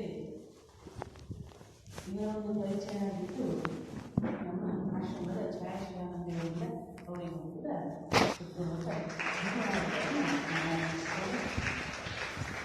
ನಿಮಗೆ ಮುಂದಿನ ಕಾರ್ಯಕ್ರಮ ಮುಕ್ತಾಯ ಆಗ್ತದೆ. ನಾಳೆ ಮುಂದೆ ಸರಿಯಾಗಿ 10:00 ಕಾರ್ಯಕ್ರಮ ಪ್ರಾರಂಭ ಆಗ್ತದೆ. ದೇವಿ ಸ್ತುತಿ, ಭಜನೆ ಮತ್ತು ವಂಶಾಸುರವಾದ ಸ್ತೋತ್ರ. ಸಾಯಂಕಾಲ ಸರಿಯಾಗಿ 6 ಗಂಟೆಗೆ ಕಾರ್ಯಕ್ರಮ ಪ್ರಾರಂಭ ಆಗ್ತದೆ. ಲಲಿತಾ ಸಹಸ್ರನಾಮ. ನಾಳೆ ಆರತಿಯೆಲ್ಲ ಆದ ಮೇಲೆ ಮಂಜುನಾಥ ಮಂಡಳದಿಂದ ವಿಶೇಷ ಭಜನೆಯ ಒಂದು ಕಾರ್ಯಕ್ರಮ ಇರ್ತದೆ. ಎಲ್ಲರೂ ಕೂಡ ಹೆಚ್ಚಿನ ಸಂಖ್ಯೆಯಲ್ಲಿ ಆಗಮಿಸಿ ಅವರಿಗೆ ಪ್ರೋತ್ಸಾಹವನ್ನು ನೀಡಬೇಕು ಅಂತ ಹೇಳಿ ಕೇಳ್ಕೊಳ್ತೇನೆ. ಮತ್ತು ಬೆಳಿಗ್ಗೆ ಆಶ್ರಮದ ಪ್ರಾರಂಭದಿಂದ ಭಜನೆಯ ಕಾರ್ಯಕ್ರಮ ಇರ್ತದೆ.